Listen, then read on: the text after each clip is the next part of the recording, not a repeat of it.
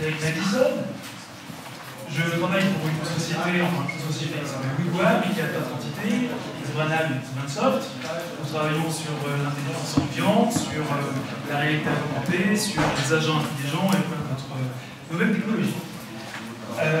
Généralement, voilà, j'ai plusieurs casquettes, designer et tout ça. C'est un peu compliqué, alors je dis plus simplement pour résumer que je suis créateur de réalité alternative. Le seul problème, c'est que les gens comprennent pas très bien pourquoi. Donc je vais essayer de vous expliquer, justement, c'est un peu aussi dû à mon parcours, qui est assez bizarre en fait, quand on y réfléchit. Il se trouve que j'ai toujours été baigné dans la nouvelle technologie, mais c'est ce qu'on fait avec l'entreprise électronique et tout ça, mais ça, c'est pas ça. C'est surtout que quand j'étais jeune, j'ai trouvé ma voie assez rapidement. À l'âge de 6 ans, je suis devenu magicien visualiste. C'est-à-dire que comme beaucoup d'enfants, on m'a offert une boîte de magie, évidemment, et là, ça a été la révélation. Et depuis, j'ai toujours baigné là-dedans. À 12 ans, je faisais des spectacles sur scène avec plus de 400 personnes devant moi dans des LJC, des salles des fêtes plutôt. Après, j'étais justement professeur de magie à l'âge de 14 ans, professeur de magie aux Beaux-Arts à l'âge de 18 ans. À 20 ans, je suis monté sur Paris. Et là, j'ai commencé à mettre des spectacles sur scène, à base justement de vidéos augmentées en quelque sorte, et du moins c'était des balbutiements, parce qu'évidemment il fallait être extrêmement bien calé sur la projection, et du coup c'était assez difficile. Et du coup ça m'a justement donné l'envie d'apprendre justement à essayer de comprendre comment les gens interagissent avec mon background de magicien, avec la réalité, et comment tout ça pouvait marcher ensemble. Déjà, je voudrais juste vous faire remarquer une chose, c'est que je pense que pour moi, le plus gros facteur d'innovation, c'est la flemme. On est d'accord? Est-ce qu'on aurait inventé la télécommande, justement, si on ne faisait pas le SFS pour appuyer sur le bouton de la télévision pour changer de chaîne, et ainsi de suite? On l'aurait peut-être pas inventé, effectivement. Et justement, je pense que la flemme et tout ça est justement l'un des problèmes majeurs pour moi avec la réalité augmentée telle qu'on essaye de vous la présenter pour l'instant, c'est le device. Si on regarde tout simplement les gens, dans le métro par exemple, on s'aperçoit d'une chose, c'est que ils ont tous été blessés sur leur device. Parce que ce n'est pas naturel de tenir quelque chose comme ça au niveau des yeux. Si on continue dans cette voie, le problème c'est qu'on va toujours avoir l'effet, en quelque sorte, marketing de la réalité augmentée, c'est-à-dire qu'on va vraiment faire l'effort pour avoir une surprise, pour avoir quelque chose en plus, mais malheureusement, on risque certainement pas de réussir à faire en sorte que la réalité augmentée marche réellement. Et en même temps, j'ai l'impression aussi qu'on se base un peu sur un mensonge.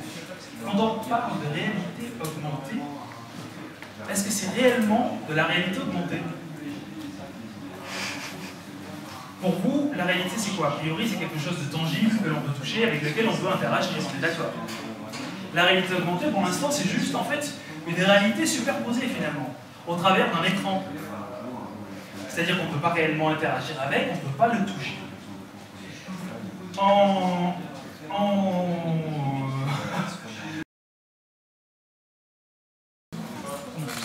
Donc on parlait de device, pendant ce temps-là, on va pouvoir continuer justement sur ce sujet, ça tombe bien.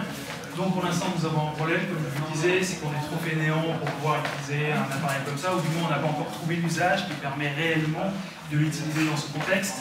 Et donc c'est pour cela qu'en 2009, j'ai participé à un concours organisé par Microsoft, Imagine Cup. Je ne sais pas si vous connaissez Imagine Cup. C'est un concours qui, a priori, est fait pour essayer d'enrayer la misère, pour enfin les 9 buts de l'humanité, en quelque sorte, qui sont répertoriés par l'ONU. Et donc, sous couvert de ça, ils organisent un concours où tous les étudiants peuvent proposer des sujets divers et variés. Et donc, je leur avais proposé un concept dans la catégorie IHM, Design IHM, un casque de réalité augmentée. Alors, en 2009, c'était un peu avant-gardiste. D'ailleurs, les juges n'ont pas très bien compris. Et d'abord, c'était justement avant 6e sens, c'est ça le pire, et que mon projet s'appelle 7e sens, c'est un peu l'ironie. Donc on peut passer ça, voilà, on peut passer, oui, les usages, tout le monde me regarde, on peut passer ça aussi. Voilà. Ceci Ceci, pour moi, est la réelle définition de la réalité augmentée. Ce type-là, il s'appelle Marco Tempest et c'est aussi un magicien. À croire que la réalité augmentée est finalement une affaire de magicien. Là, ce qu'il est en train de faire sur scène, c'est tout simplement qu'il est en train de raconter l'histoire de Nikola Tesla sur un livre que vous connaissez, vous les ouvrez, et là tout le monde peut voir à l'instant T, dans la salle, ce qu'il raconte. C'est-à-dire que personne ne voit à travers d'un appareil, tout le monde partage la même réalité, le même monde. Voici pour moi la réalité augmentée. Malheureusement, on a tellement galvaudé réalité augmentée que pour moi, maintenant, justement, j'appelle ça une réalité alternative. C'est-à-dire qu'à un instant, tout le monde partage le vrai monde, mais on va rajouter une surcouche que l'on va pouvoir choisir. On partage seulement finalement la maille qui nous entoure, la 3D, la topologie du monde. Nous allons passer à la slide suivante, justement, mon fameux projet Substance. Ou pas? Ça me rassure. Donc voici en l'état exactement comment je l'ai présenté en 2009 à Microsoft, comment je leur ai envoyé ceci. Donc ça c'est la première page qui n'est pas très intéressante, on commence un peu à voir le design du... Ah, waouh, génial. Super. Donc, voici comment il se compose. Évidemment c'est avec des technologies... Donc ça c'est le device que tu as présenté en 2009. Exactement.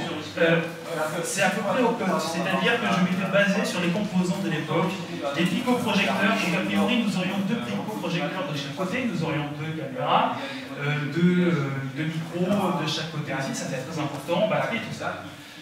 Et sans oublier évidemment les verres ici qui seraient pas polarisés mais actifs cristaux liquides. Pourquoi? On va ça tout de suite. Ou pas, en fait c'est ce qui est juste après, de l'architecture de comment ça marche. Assez important, justement, pour éviter d'avoir les ondes du cerveau, évidemment le bandit que nous avons par rapport au téléphone portable, je m'étais dit, nous allons tout simplement faire passer les informations directement au device, que l'on appellerait le passpod, et le passpod l'enverrait dans le cloud, calculerait les images, les renverrait au passpod, qui les renverrait au device. Vous connaissez peut-être le service online. C'est un service de jeu dans le cloud qui vous permet de calculer des scènes hallucinantes en 3D et de vous renvoyer le flux en streaming. Le but là, c'était justement de faire en sorte que même si la technologie ne suivait pas pour traiter ce que l'appareil voyait, on envoyait tout dans le cloud. Lui, il s'occupait uniquement de récupérer finalement la 3D de la scène et recomposer avec le flux envoyer le puzzle pour afficher dans la réelle réalité la réalité alternative. Alors attention, comment ça marche? C'est grâce aux deux caméras que nous avons de chaque côté. A priori, nous devons récupérer, grâce à la stéréographie, maintenant il existe d'autres technologies, la topographie de la pièce.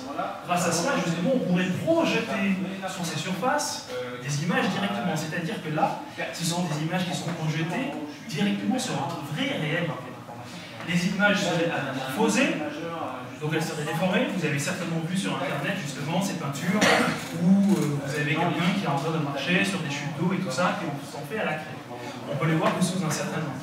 Et là il se trouve que c'est génial parce que justement comme l'appareil a à l'intérieur justement des accéléromètres et tout ça, il sait exactement où il se trouve dans l'espace, l'image est déformée pour la personne qui projette et donc il a l'illusion d'avoir des hologrammes. Grâce à ce procédé, c'est quand même la première fois qu'il est possible de voir des hologrammes dans un vrai univers réel, sans passer au travers d'un écran. C'est-à-dire que les choses sont projetées sur votre table et vous avez l'impression que vous pouvez les toucher, parce que ça se déforme au fur et à mesure, et évidemment, vous avez l'impression, en tout cas, qu'il est là, qu'il est réel et qu'il est Alors, grâce à ce principe, on peut comprendre aussi effectivement que du coup, notre espace de jeu est absolument infini. Parce que toute surface pourrait devenir une surface de jeu, de projection. Il ferait partie du système. En question d'ergonomie, Tu peux revenir la slide avant. Comment tu fais la différence entre la table et le mur? Parce que c'est deux niveaux différents par rapport... Exactement. Alors, il y a des vidéos sur YouTube que j'aurais pu mettre justement pour prouver que ça marche, parce qu'effectivement, il y a des gens qui se sont déjà posé la question, et il y a différentes possibilités. La première, c'est déjà de projeter une image, de voir la déformation, la caméra récupère la déformation et commence à créer une sorte de maillage de votre environnement. Le but, évidemment, c'est de faire en sorte que lorsque vous avez vos accéléromètres et tout cela qui marche ensemble, de récupérer le positionnement du casque et de ne jamais décrocher finalement de votre environnement 3D. C'est un peu ce que nous a présenté tout à l'heure, justement. Non. T-shirt blanc.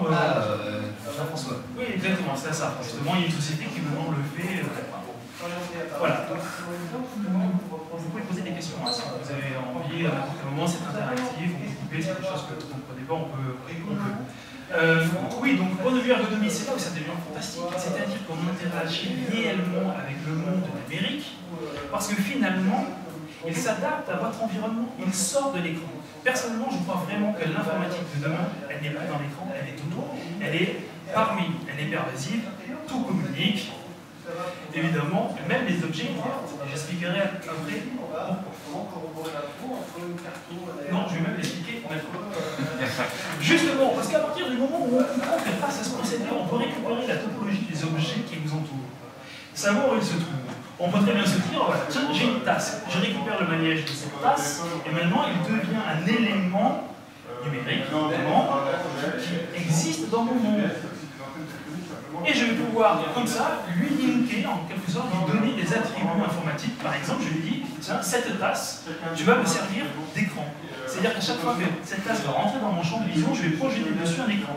Je peux très bien le dire, je vais projeter la météo dessus. Donc tous les matins, quand je prends mon café, j'ai ma météo.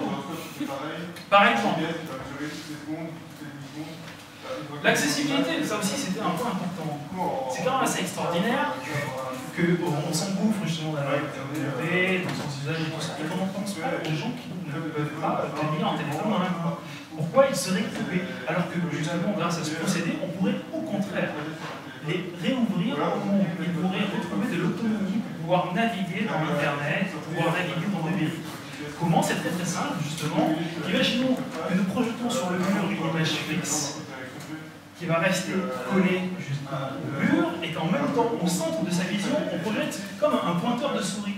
Il va pouvoir bouger la tête, comme ceci, par exemple, faire rebondir le point sur un lien pour cliquer dessus, il va pouvoir attraper les objets et les pousser, ainsi de suite. On va donc lui redonner de l'autonomie. Oui. C'est le regard. C'est pas le regard, c'est le mouvement de tête. Le regard, c'était un peu trop avant-gardiste en 2009. Je pense qu'aujourd'hui, c'est ce qu'on ferait. Oui, exact. On peut faire ça. Mais c'est carrément un peu dans les cas extrêmes.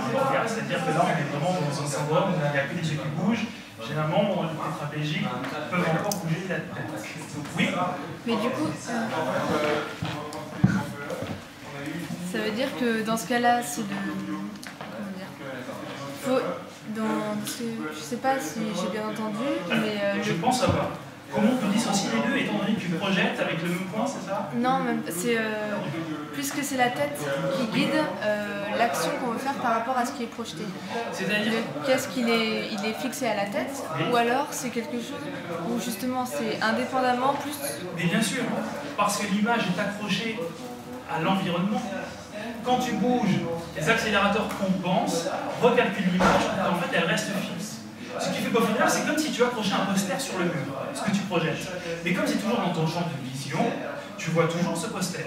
Maintenant, étant donné que tu as encore ces mouvements, tu vas créer au centre de ta vision un point. Et c'est ce point-là que tu vas pouvoir faire bouger. Il sera donc indépendant. Lui, il suivra le mouvement de ta tête, et le poster, lui, restera collé au mur. Parfait. Un micro de chaque côté. Idéalement placé de chaque côté des oreilles, vous pouvez récupérer plus facilement le son et enlever les bruits ambiants et tout ça.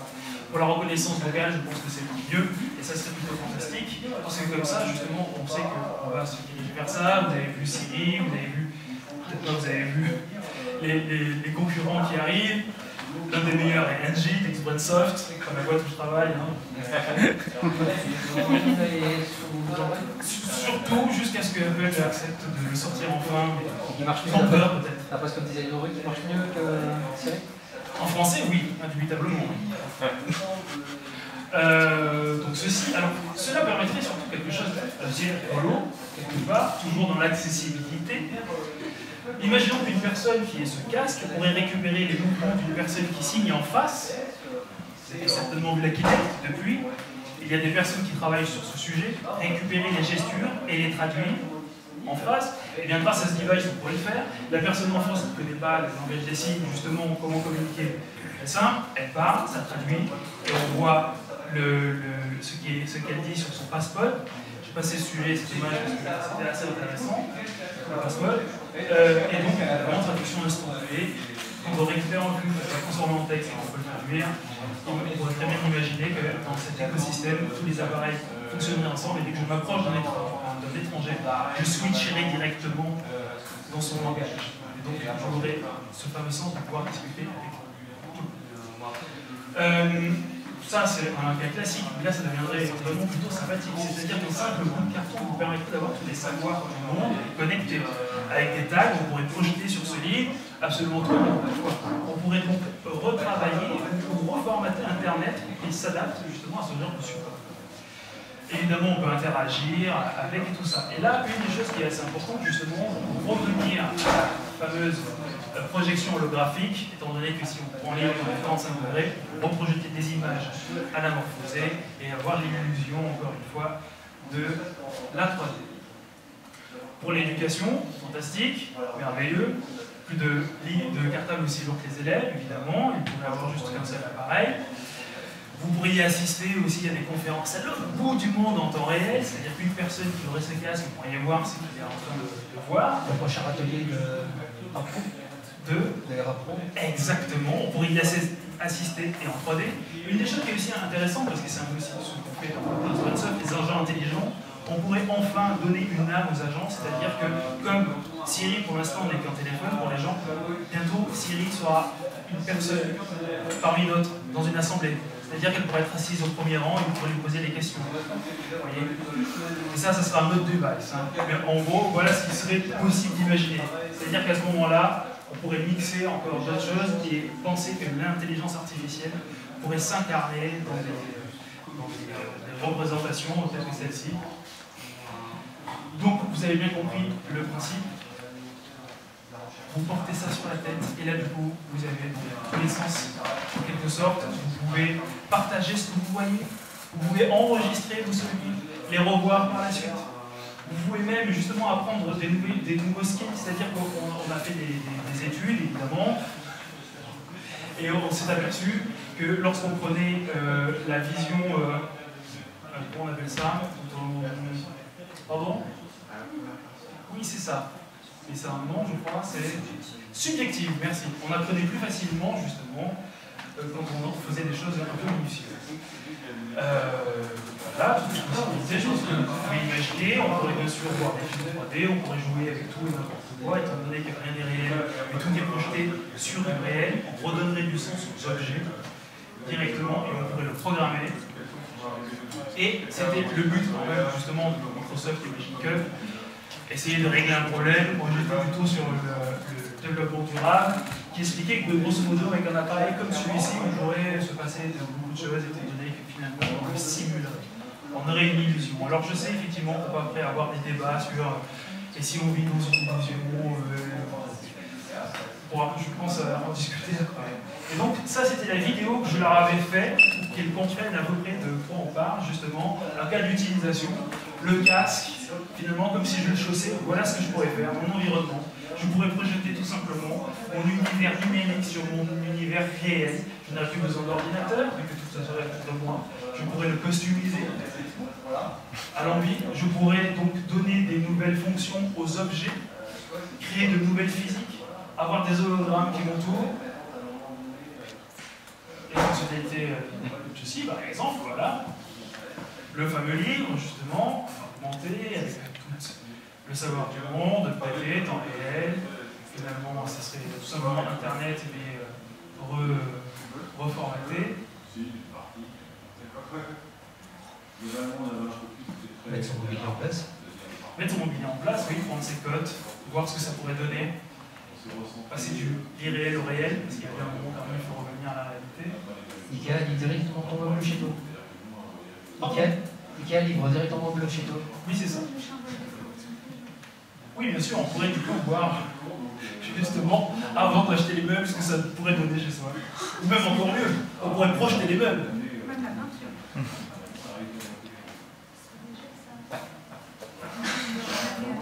Voilà. Et là, alors, à la fin de la vidéo, je leur ai fait un petit pied de nez parce qu'ils avaient diffusé une vidéo à cette époque-là qui était Microsoft, Vision 2019 et tout ça. Et je leur disais, oui, c'est bien, sauf qu'aujourd'hui, on aurait déjà les possibilités de le faire quand même. Parce que quand j'ai créé ce principe, je vous le rappelle, tous les ingrédients que j'ai utilisés dans ce concept, il est resté avec la concept, les composants électroniques existaient à l'époque. Il était possible de le faire. D'ailleurs, Microsoft, une petite fuite qu'il y a eu ces derniers jours, serait en train de travailler sur des lunettes comme ça qui permettraient d'avoir une sorte de vision augmentée qui marcherait avec la Kinect. Alors on ne sait pas du tout si ça sera effectivement avec la Kinect ou ça sera un produit tierce qui marchera autrement. En tout cas, je pense qu'ils ont une bonne vision dans leur délire en quelque sorte. C'est que ce système ne marchera que s'il est couplé justement à quelque chose qui permet de récupérer la spatialisation des cellules. Alors, ils ont des labos qui sont très complexes. Ils font plein de recherches, évidemment, avec la Kinect. Vous avez peut-être vu ça, ce projet qui s'appelle OmniTouch, justement, où là, on utilise un picoprojecteur, une Kinect. La Kinect est posée sur l'épaule, et elle projette directement sur la main et sur l'environnement réel. Ça date de 2011. Bon, on ne va pas regarder la vidéo entière, mais j'aurais bien aimé que vous voyez un peu le dispositif. Voilà. Généralement, on me dit oui, mais un casque, oui, mais vous voyez, vous travaillez avec ça dans le métro aussi.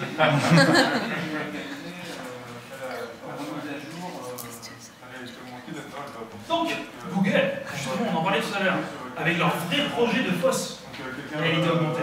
C'est du buzz, c'est tout. C'est pardon, du buzz. Ah oui, ça marchait très bien. En même temps, pourtant, ils seraient les premiers à pouvoir faire quelque chose d'exceptionnel s'ils commençaient à croiser tous leurs services. Et je pense qu'ils ne vont pas attendre pour le faire, que dans leur fameux quartier général, Google X, qui sont déjà en train de travailler dessus. C'est diffusé chez Google cette vidéo, non? Je me plais bien où je suis, mais bon. Ok. Donc, ici, évidemment, ça ne marche que sur un œil, c'est de la réalité augmentée, superposée, on est toujours sur ce principe.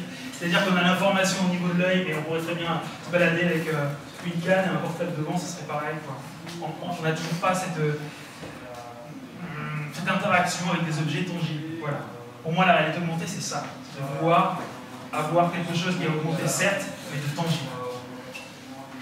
Donc on a aussi plein d'autres procédés. Là, effectivement, celui-ci il est un peu plus dur, il se rapproche pas mal de mon concept aussi.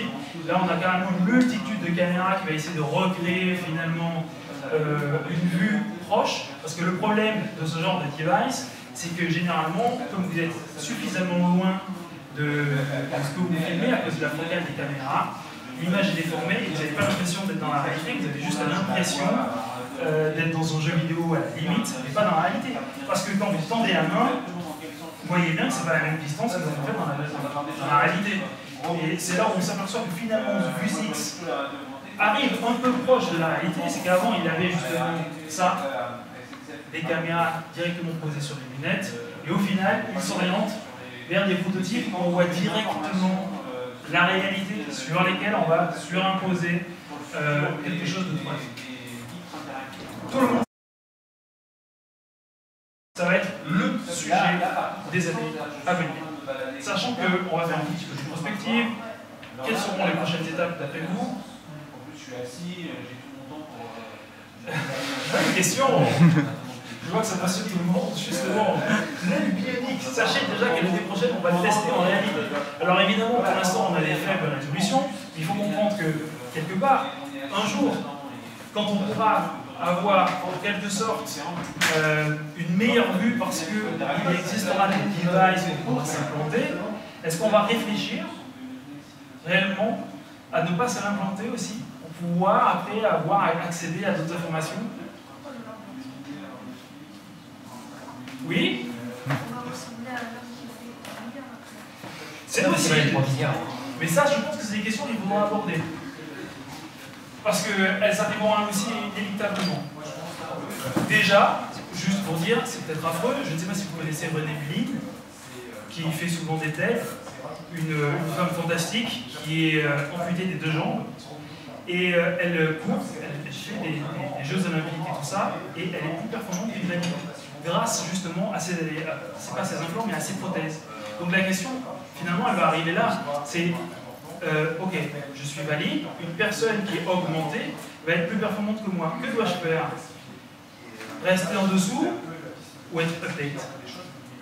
Et là, je pense qu'on est dans un autre sujet, on va aborder plus tard, si vous le souhaitez. Une version peut-être un peu moins invasive quand même, hein, la lentille. Alors bon, pour l'instant, 1 pixel, 16 pixels, testé sur des lapins, je ne sais pas très bien ce qu'ils voient, mais pourquoi pas, ça peut marcher. Je pense quand même qu'il faudra passer par de la nanotechnologie pour arriver à quelque chose de potable avec ce procédé. Mais j'ai vraiment plus l'impression qu'on va y arriver plus facilement par ce procédé que celui-ci. Je ne juge pas, ne me jugez pas, c'est juste ce que je ressens. Pour que tout cela marche, pour que les objets connectés, les objets amorphes et tout ça aient du sens, à mon sens, il faudrait bâtir ce que j'appelle l'écosystème. L'écosystème serait tout simplement notre monde numérique et notre monde réel, qui le ferait, c'est-à-dire une sorte de time code. En gros, chaque action que je fais dans la réalité est retranscrite dans cet écosystème, ce double numérique.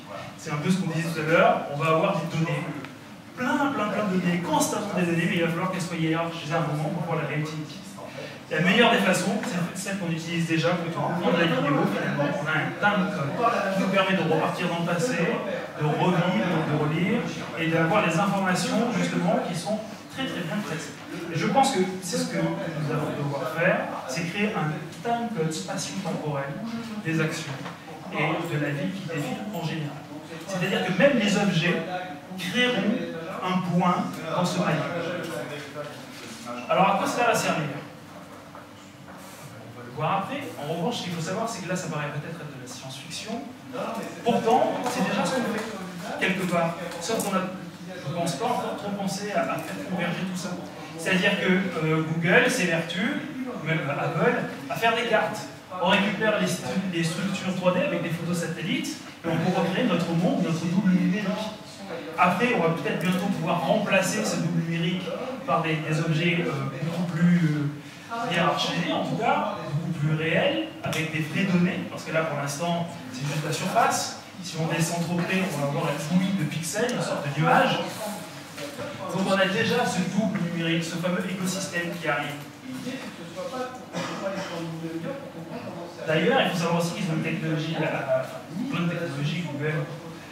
Ils ont la plus grosse banque d'images 3D faite par un professionnel, faite par, si vous voulez, une étagère Ikea, vous allez ici, vous allez trouver votre étagère Ikea. Ce qui veut dire que justement, on va pouvoir remplacer les données qui sont à peu près pas très belles par des vrais objets qui ont été mis là. Et on va pouvoir du coup, justement, retrouver ces objets grâce peut-être à Google, et ainsi de suite, et les remettre dans cet univers numérique, ce miroir numérique, et pouvoir du coup reprogrammer la réalité, augmenter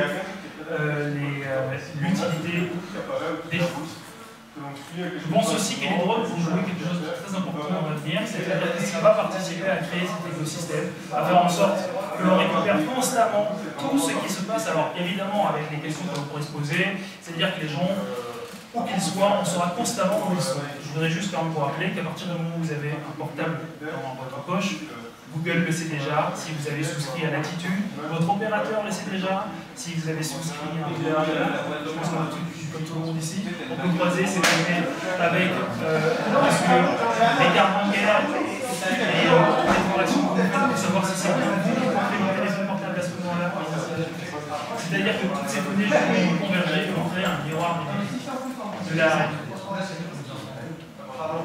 Et au plus profond même de notre foyer, nous aurons aussi des caméras, comme par exemple ici une Kinect, qui permettra encore de récupérer la topologie justement de votre environnement et de pouvoir, grâce à ça, augmenter, comme je vous le disais encore une fois, les possibilités de ce qui vous entoure.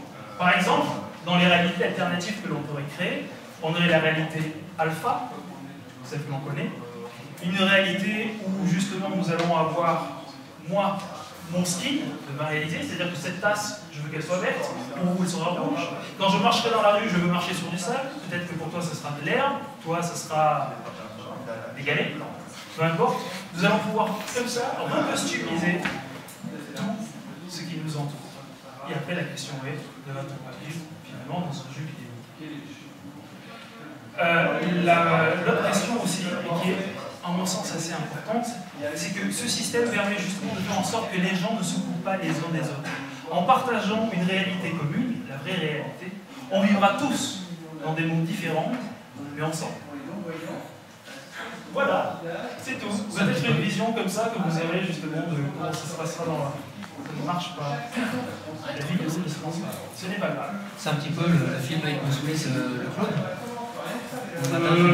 Le matin, tu mets ton casque. La différence entre le clone, c'est qu'il est physiquement assis quelque part et il envoie son idée.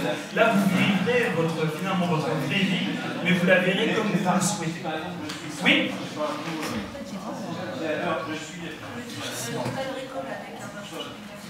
Oui. Exact. Il y a plein de films justement avec ce procédé où on va donner des souvenirs. Parce que là, ce qu'il faut comprendre, c'est que pourquoi l'augmentation des sens? Ah, ça c'est ça. Aussi? Arnold Schwarzenegger? Peut-être, c'est possible. Est-ce que vous avez des questions? Parce que là, en fait, on arrive à la fin, finalement. Je ne sais pas si c'est bien clair pour vous, mais ce que ça signifie, c'est que si on arrive finalement à créer cet environnement, on va pouvoir faire des jeux absolument fantastiques. Et vraiment avoir des super pouvoirs. Il suffit juste de réfléchir quelques secondes à toutes les possibilités que ça offre. Je suis par exemple quelqu'un qui travaille dans les ponts et chaussées, je dois faire des travaux sur ce mur, je peux très bien avoir le sens et le pouvoir de voir à travers ce sont les canalisations. Je suis un boulanger, ça marche avec tout. Je suis en train de faire mon pain, je ne vais pas avoir la tête toujours à mes fours et tout ça. Je vais peut-être projeter tout simplement sur mon espace de travail les différents timers, les différents fours que j'ai lancés. Il faut comprendre que justement grâce à ça, on va pouvoir réinventer une physique à notre monde. Ok. Des questions?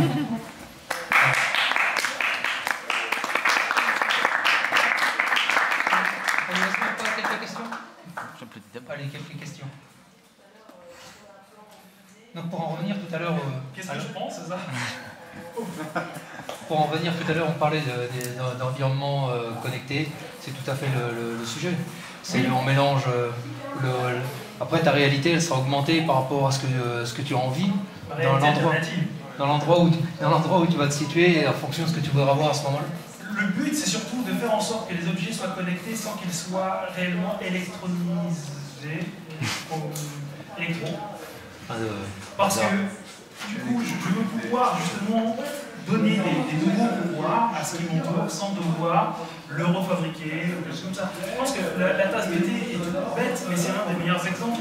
C'est-à-dire que je vais pouvoir lui donner un pouvoir, en quelque sorte, de m'informer sur un sujet. Peut-être qu'à chaque fois que je vais la toucher, je vais pouvoir enregistrer un message pour la personne que je veux. Ou même, je vais peut-être voir la personne qui est en train de prendre elle-même son café de l'autre côté, qui se trouve à des kilomètres avec laquelle j'ai envie de voir déjeuner, et ainsi de suite. On peut absolument imaginer tous les scénarios, parce qu'on comprend effectivement que là, il n'y a pas de règles. On les invente, on les reprend. Oui. On peut imaginer par exemple, si on transpose ça à Facebook, d'être avec un cercle d'amis, Facebook ou d'autres. Tout à fait, on peut créer des espaces communs de rencontre. C'est-à-dire que dans cette pièce-là, à l'instant T, on pourrait avoir d'autres personnes qui se projetteraient en quelque sorte, qui sont bloquées chez elles, ici. Et moi, grâce à des devices comme ça, pas celui avec les rétroprojections, mais plus avec des lentilles en quelque sorte, je pourrais les voir assis sur scène et je pourrais assis sur ces chaises. Et du coup, je pourrais avoir des interactions avec eux, je pourrais discuter avec eux, et que des personnes évidemment équipées pourraient faire de même. De même que l'on pourrait aussi voyager dans le temps, excusez-moi, ça serait assez rigolo. C'est-à-dire que comme tout est enregistré, time codé, vous pourriez peut-être revenir aujourd'hui, ce soir, à cette heure-ci, revoir exactement ces discours. Vous pourriez même me tourner autour et faire ce que vous voulez, parce que je ne pourrais pas répondre, ça a déjà été enregistré dans l'écosystème. dès lors qu'on peut visionner, toutes sortes d'images et de supports dans un espace, après l'imagination. Au niveau, c'est vrai que l'humain, on sera toujours plus en plus en solo, mais moins solitaire, quoi. On sera avec tout le monde sans être avec eux. Ça, c'est ce que j'aimerais croire, vraiment. Ouais. Le truc, c'est que souvent, c'est pas parce que j'ai l'impression que ça va aller comme ça que ça va être le bien pour l'humanité. C'est-à-dire que Facebook, le problème par exemple des réseaux sociaux, c'est que, et c'est exactement ce que disait Raphaël à l'agent tout à l'heure, c'est qu'on a l'impression de tous être ensemble et du coup, comme on est super connectés, on prend plus la peine de vraiment se connecter. Moi, les gens que j'ai sur Facebook, je leur parle finalement mes amis. Parce que comme j'ai des nouvelles tout le temps, je n'ai plus la nécessité finalement de communiquer avec eux parce que je sais déjà ce qu'ils vont dire. Là, comme moi je vous écoute, ce que vous nous montrez, ça ne nous pas. C'est-à-dire que du jour au lendemain, la personne qui va surveiller les travailleurs, qui travaille à la maison, elle a juste à mettre ses lunettes et puis elle regarde s'ils sont bien en train de travailler. Et puis après, on va dire, de toute façon, le déplacement, si on le réduit, tant mieux, c'est écologique. Donc là, on rentre dans un truc. C'est sans fin. Moi, personnellement, ça dépasse complètement. Finalement. Et j'ai pas envie de le dire. Mais là, ce qu'on dit, ça existe déjà. Oui, bien sûr. Ça se fait pour l'instant à travers d'un écran. Pister ses employés, ça existe. Il y a des très bonnes technologies. Et ça va même au-delà de juste savoir. Oui. Oui. Moi, j'avais envie de vous demander qu'est-ce que vous avez fait dans ce projet 7e sens. Et il ne faut pas que ça reste comme ça. Vous attendez que d'autres le fassent, ou bien vous ne dites pas tout. Vous êtes en train de le développer. Qu'est-ce qui se passe depuis 2009? Depuis 2009, ça paraît assez extraordinaire. Quand je suis arrivé devant les juges et que je leur ai présenté ça, déjà ils n'avaient pas eu connaissance de mon projet parce que c'était d'autres personnes qui avaient jugé bon de m'envoyer en finale pour l'imaginer. Et je suis arrivé à la dernière étape et ils ont découvert le 7e sens et ils étaient totalement hallucinés. J'ai même vu le directeur de je ne sais plus quoi, de l'expérience utilisateur des Microsoft, je citerai pas son nom sur il était donc en face de moi et dès qu'on finit, il me dit mais c'est trop de la science-fiction, ça ne pourra jamais exister.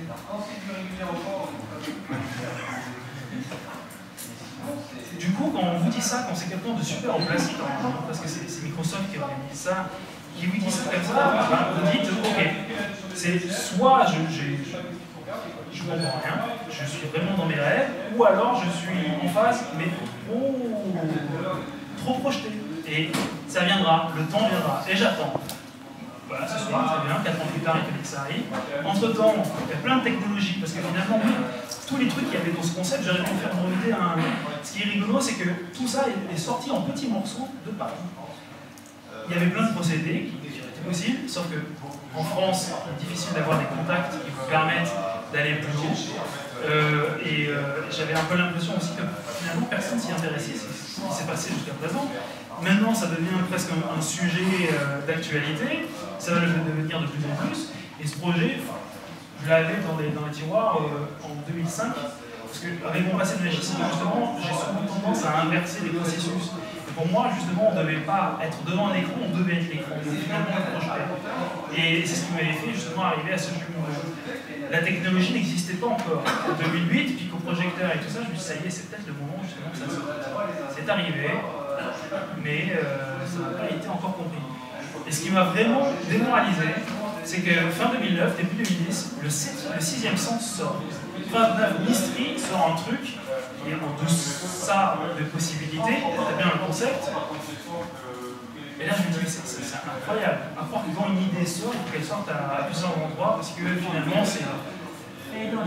Oui, il faut qu'elle sorte. C'est comme si l'humanité était un système de décompression et que finalement, à un moment, si l'idée ne sort pas quelque part, il faut qu'elle jaillisse. Ce qu'on appelle les mèmes et tout ça, ça c'est une discussion. Mais pour revenir à cette idée, effectivement, elle est restée au fond du tiroir à cause de tout ça. Voilà. Qu'est-ce qu'on peut faire pour vous exactement pour vous aider On peut lancer une pierre, commencer. Non, mais il n'y a rien à faire. Puisque je J'ai un peu moi personnellement m'asseoir là-dessus. En revanche, ce qui est important, c'est que maintenant, si ça devait être réalisé, on n'utiliserait pas les mêmes technologies que j'ai utilisées, notre système. Personnellement, j'ai une avance technologique parce que ça fait 4 ans que je sais, peut-être même plus. Ça me permet justement d'avoir une vision de ce qui va se passer finalement, plus ou moins juste, parce que j'ai une veille technologique assez lourde. Et je vois des bruits de fond pour l'instant qui me prouvent que je vais dans la bonne direction. Donc, comment on pourrait m'aider J'avais le numéro de Microsoft, Google, ou quelque chose comme ça, peut-être. D'accord, donc l'impression qu'en plus de là, il faut qu'ils investissent, c'est à eux de le faire. Non. Le problème, c'est qu'en fait, ça ne servira à personne pour l'instant. Il y a aussi une règle du marché. On peut commencer à y travailler dessus. Du coup, on va trouver des usages, et on va peut-être trouver des versions qui vont être amoindries. Et on va commencer par sortir ça. C'est ce qu'on appelle l'éducation. La réalité augmentée, aujourd'hui, à mon sens, elle ne prend pas réellement dans le vrai public, c'est-à-dire que nous, on est des passionnés de technologie et tout ça, donc on s'intéresse à ce sujet. Mais les gens, quand ils n'en ont pas le réel usage et que ça ne soit pas aussi facile que justement d'utiliser leur télécommande, ils auront toujours du mal à adopter ce genre de choses. Mais, en premier.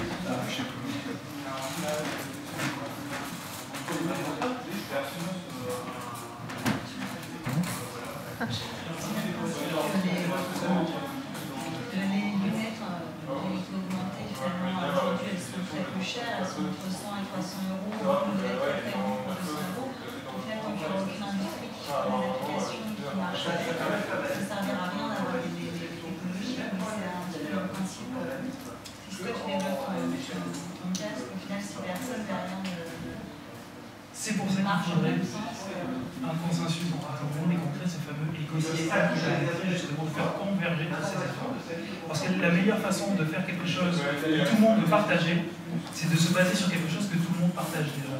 Et si on se partage justement cette fameuse réalité, on pourrait très bien imaginer justement un World of Warcraft dans la réelle réalité. C'est-à-dire que les gens qui joueraient avec moi me verraient sous mon avatar, et quand on se déplacerait dans les rues, finalement, on serait dans le monde réellement. Et du coup, ça serait un réel intérêt au voyage. C'est-à-dire que pour accéder à un vrai monde, je ne devrais pas juste faire un tour de souris. Je devrais vraiment me déplacer sur la carte.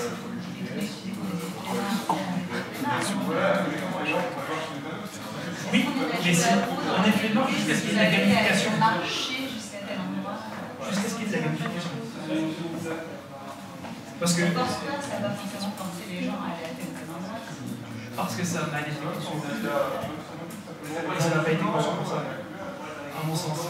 Alors qu'il y a des projets, on a quelqu'un dans notre équipe qui avait un super projet, est-ce que vous pensez que je peux en parler? Le projet Z. Lequel? Ils sont pas au courant tellement ça s'est fait. Lequel?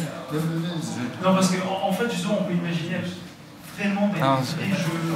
C'est ce qui se passe avec des chasses au trésor en réalité augmentée, tout ça. Si on transposait ces chasses au trésor sur Foursquare, ou du moins utiliser ça comme commun pour pouvoir faire en sorte que tous ces jeux marchent plus facilement, je pense que Foursquare marcherait très bien.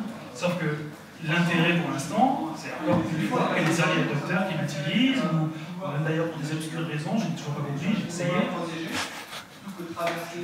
Pas des masses pour l'instant.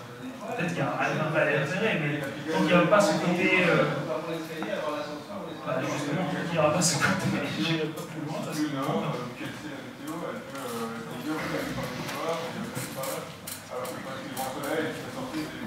Mais de vouloir trop augmenter, à un moment donné, on va perdre la vraie réalité.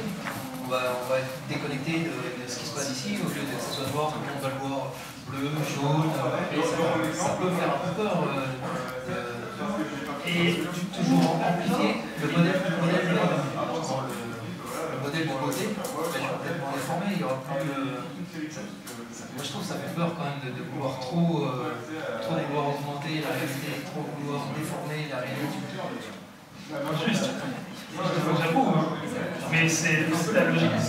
Il faudrait se passer, étant donné qu'on va avoir la possibilité de le faire. Enfin là on le voit de façon négative, mais tout le monde n'a pas les mêmes chances. C'est-à-dire qu'on ne vit pas la même réalité. C'est vrai, on peut pas tous être comme toi. Non, mais ce que je veux dire, c'est que du coup, justement, les gens interagissent avec vous en fonction à avoir une sorte de combinaison où les gens vous verrez pas, vous verrez différemment, ou alors de façon neutre, une sorte de blouse, justement, de travail, comme à l'école, tout le monde sera pareil. Alors là, ouh là là, ça fait peur, hein. Gataka. Non, mais évidemment. Je pense qu'il est important d'envisager aussi ces cas-là. L'humanité nous a montré qu'on était capable du pire. Pensons-y avant que ça arrive. Allez. Je pense qu'on peut faire des choses extraordinaires dans la perception de la douleur. Je travaille là-dessus, justement, j'essaie d'utiliser je pense que dans cette perception de la douleur, je pense que ici, il y a déjà le test avec le bras en haut et tout ça, est-ce que même vu interposer avec le pied qui sera en face, on lui touche le dos. Oui, il y a ça. Il y a aussi une petite interface qui permet on donne une note sur la perception de sa douleur et on a une flamme qui monte ou qui descend. Et on dit à la personne, fais baisser ta douleur. Ça, c'est possible. Mais si on lui dit, fais baisser la petite flamme, elle peut le faire et elle a moins mal. Donc il y a des tas de choses comme ça par rapport à la perception qui vont pouvoir se faire et des gens qui souffrent, je pense, vont beaucoup accueillir votre révolution avec bonheur. Parce que là, on n'est plus dans une réalité qui serait fausse, mais on serait dans un soulagement.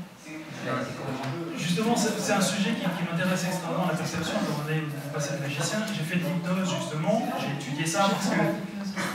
Faut qu'on reste en contact. Et du coup, ça m'a intéressé parce qu'au début, je pensais que c'était simulé. Je me disais, non, c'est possible, très cartésien, et j'ai testé, et j'ai vu que ça existait. Et effectivement, je pense qu'avec ce genre de choses, on pourrait induire la personne avec sa perception, des feedbacks qui seraient légèrement modifiés, et pouvoir la mettre dans une transe, pour pouvoir soulager ses douleurs, pour pouvoir faire absolument plein de choses, évidemment. Parce que là, souvent, on voit le côté néfaste, un peu le côté science-fiction et tout, mais souvent, il faut aussi comprendre que grâce à ça, on peut manipuler, je crois que c'est le mot finalement qui passe mal, mais on peut manipuler ce que le cerveau reçoit comme information et faire en sorte que ça la fasse du bien à la personne. Parce qu'il ne faut pas croire non plus qu'on est là juste pour pister les gens, pour partir dans des délires... Voilà. Mais oui. Oui, une question par rapport à... Je pense qu'il y a aujourd'hui, c'est acquis dans la neuroscience, on sait que la rationalité est faite par les émotions aussi. Damasio et autres qui ont découvert ça d'un point de vue neurologique. Et bon, je cherche un petit peu à comprendre ces types de sensations, comment elles vont se situer, parce que finalement, ce que j'entends, etc., ces types de sensations elles vont se situer d'une façon à jouer sur les corps, comme des vraies sensations. Et bon, la nuance là est un petit peu difficile à établir, mais ça risque de changer un petit peu le cours des choses, je crois. Oui, il n'y a pas que la perception visuelle qui peut changer. Il existe des technologies, comme la stimulation transcrânienne magnétique, qui peut carrément changer votre perception de la vie. Les expériences qui ont été faites, par exemple, on peut modifier la perception du temps. Vous avez l'impression d'un coup, tout bouge au ralenti. Et vous-même, vous bougez au ralenti. On peut aussi, tout simplement, si on le souhaite, occulter ou muter un comportement. Par exemple, une faculté au calcul. Vous êtes très bon en calcul, on vous applique ce champ magnétique à un endroit, et puis d'un coup, vous êtes incapable de faire une addition. Ou à l'inverse, on peut faire en sorte que vous soyez extrêmement concentré sur une tâche. Évidemment, on peut aussi occulter votre côté émotionnel, et du coup, vous êtes quelqu'un d'extrêmement logique. Ou l'inverse, vous ne fonctionnez plus de façon logique, mais vous devenez totalement émotif. Donc, il y a des moyens de manipulation et d'augmentation finalement des sens dans l'autre sens. Il y a une expérience qui a été faite il n'y a pas longtemps et qui est très intéressante, justement, c'est sur le retour haptique. C'est-à-dire qu'auparavant, on envoyait une information à l'ordinateur, mais on ne pouvait pas la faire revenir. Hormis évidemment en la touchant réellement ou avec des choses du genre, des vibrations, ainsi de suite.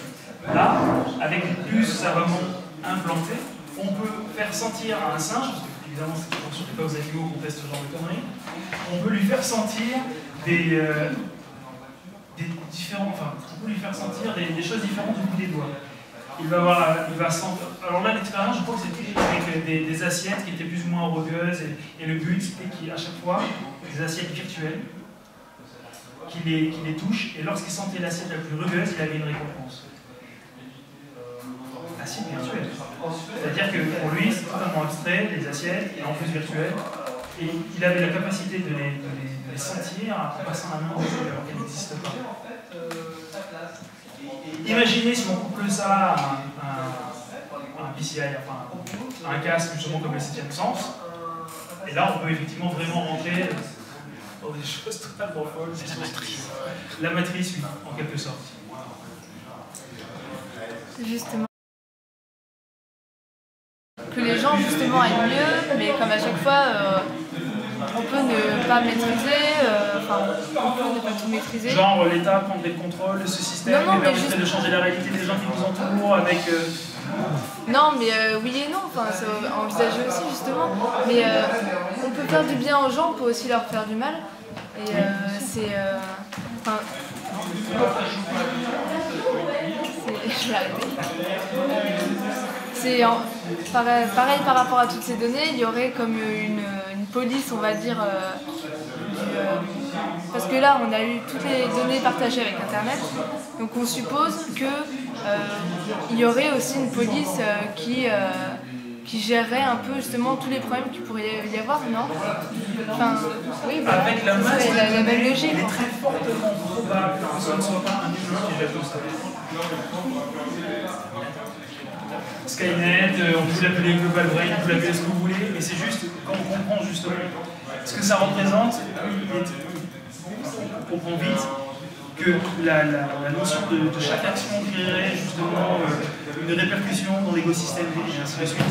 Qu'on ne pourrait pas le lire, il faudrait qu'il y ait des agents intelligents qui fassent le tri pour nous, qui aillent chercher ce genre de choses, effectivement. Maintenant, qui contrôle les contrôleurs?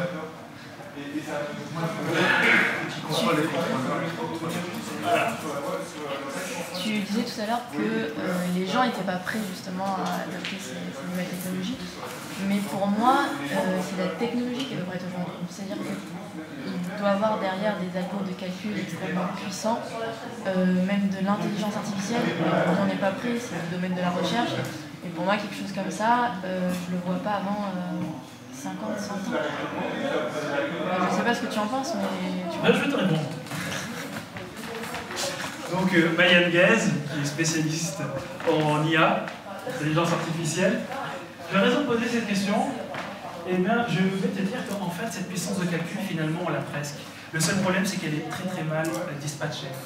Lorsque l'on a un ordinateur allumé, je crois que finalement, on n'utilise que 6% du temps où il est allumé. Des choses comme ça. Il y a des chiffres totalement hallucinants. Ça veut dire que pendant le reste du temps, cette puissance de calcul, elle ne sert à rien.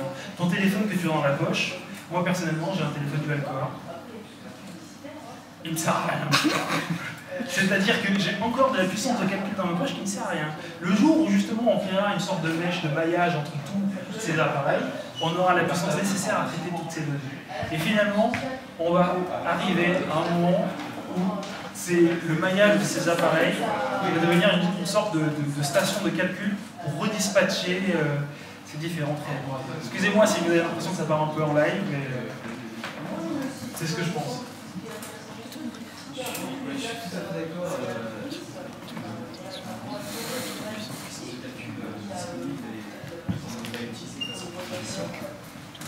La limite, c'est peut-être pas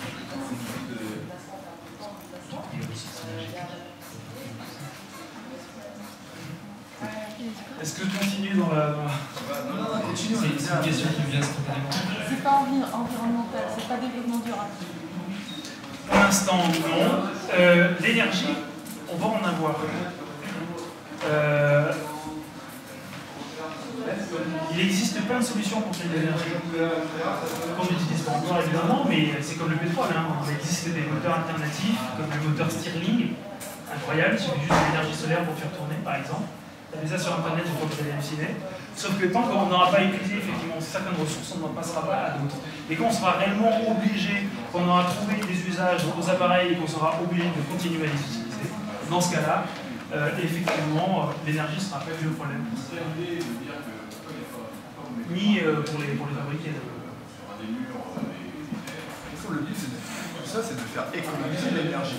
Oui. À la base, quand même. Oui, clairement. Éviter les déplacements, éviter. Déjà, rien que ça, c'est énorme. C'est bien que vous le voyez comme ça. Voilà, de toute façon. Ouais, mais justement, est-ce que comme dans Wall-E, on va pas tous devenir, on va se transformer, devenir peut-être des cerveaux, mais être complètement déformés du corps parce qu'ils vont de moins en moins ou Alors, c'est pas parce que les gens sont lobotomisés dans des réalités alternatives, cloisonnées et tout ça, qu'ils n'auront toujours pas leur libre arbitre. Ouais. Après, c'est comme pour le... Ils ont envie de faire du sport. Souvent, l'exemple d'un prisonnier, par exemple. Un prisonnier, si on lui donne en plus. Par exemple, l'exemple de quelqu'un qui est en prison. On lui donne ses lunettes et puis il peut se déplacer, continuer à se vivre normalement. C'est une première étape avant de se réinsérer. Très bonne question. Ah non, c'est vrai, j'avais jamais pensé, mais oui, pourquoi Parce pas. que vous n'avez jamais été en prison, c'est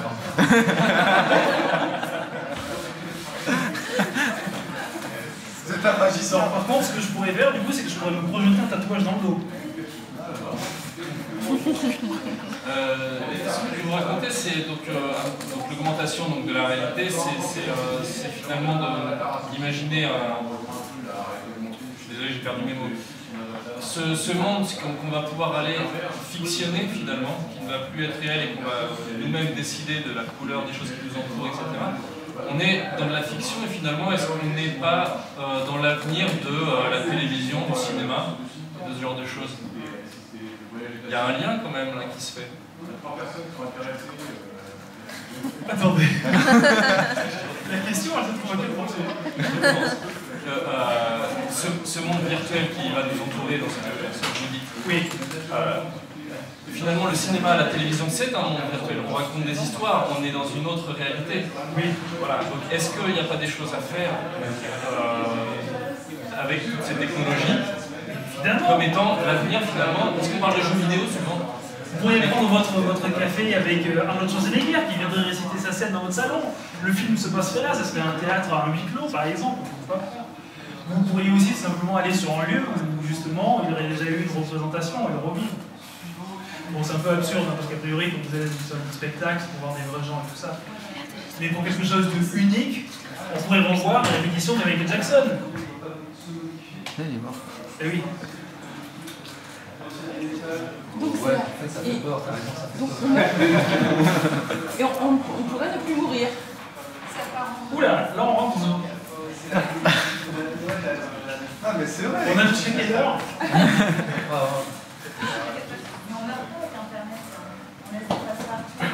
Mais justement, l'écosystème met ça aussi en place, c'est-à-dire qu'il vous crée une empreinte numérique dans le temps et dans l'espace. Ce qui fait que par la suite, justement avec les agents digitaux, vous pourriez très bien reconstituer en quelque sorte une personne par tous ses actes et avoir un double. Et du coup, vous pourriez par exemple revenir, discuter avec moi dans 30 ans, mes enfants pourront peut-être revenir discuter avec moi ici, et à ce moment-là, je ne pourrais dire que des choses que je connaissais à l'instant T. Et ainsi de suite, et ainsi de suite. C'est une logique. Donc l'immortalité. D'ailleurs, excusez-moi, j'ai une anecdote par rapport à ça. C'est l'immortalité. Je pense que l'une des premières personnes à avoir compris, c'est Ramsès II, finalement. Parce qu'avant lui, toutes les personnes qui mouraient se faisaient enterrer dans des pyramides, parce qu'ils avaient la croyance que pour la mumifier, l'âme pourrait partir et revenir dans le corps et il serait immortel. Ramsès II, lui, c'est pas ça la trappe. Il a préféré marquer sur les murs directement toute son histoire. Et je pense que justement grâce à ça, grâce aux traces qu'on laisse, on pourra reconstituer finalement le caractère d'une personne, ce qu'il a fait et tout ça, et finalement pouvoir dans le futur revenir discuter avec ça.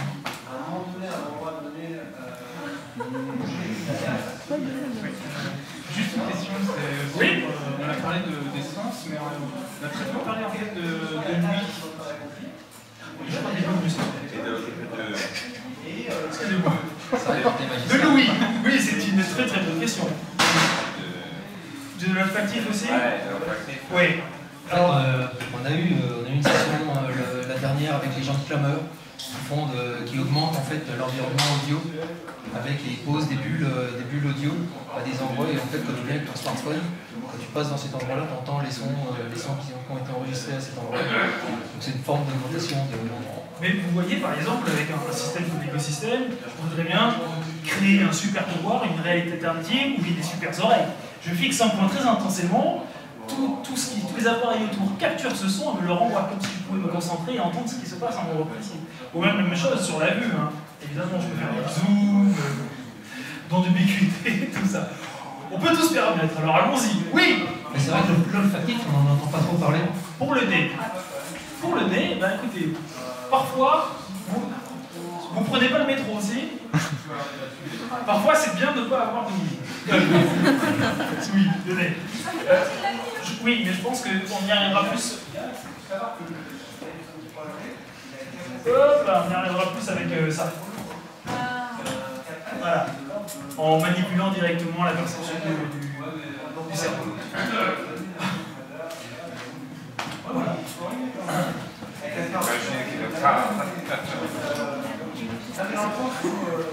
Je crois que Vanessa.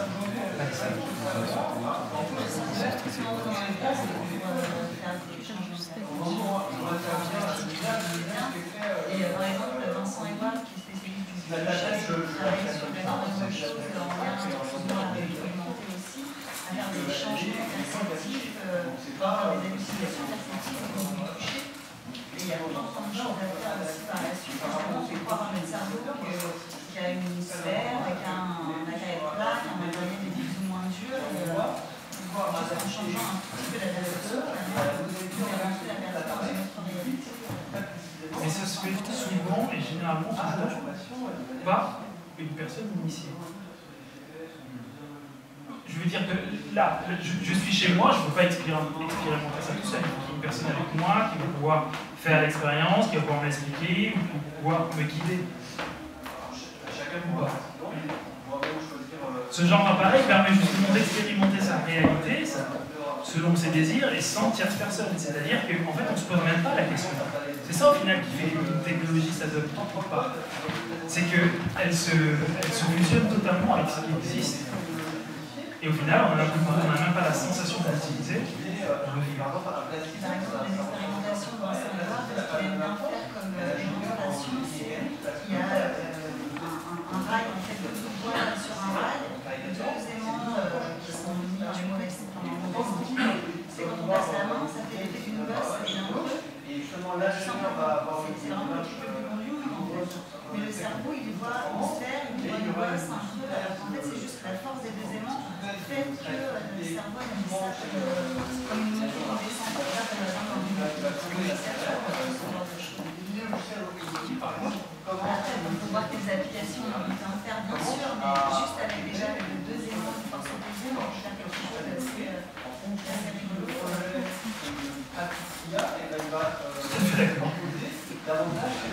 Je dirais juste un truc, c'est qu'il faut une installation spéciale. Là, c'est un device qui permet, à partir du moment où on est là sur la tête, là, c'était plus quand même pour faire de l'éducation, pour dire aux gens, voilà ce qui peut se passer, voilà ce qu'on pourra obtenir. Donc, c'est pas tellement le device qu'il faut voir, c'est plutôt toutes ces répercussions.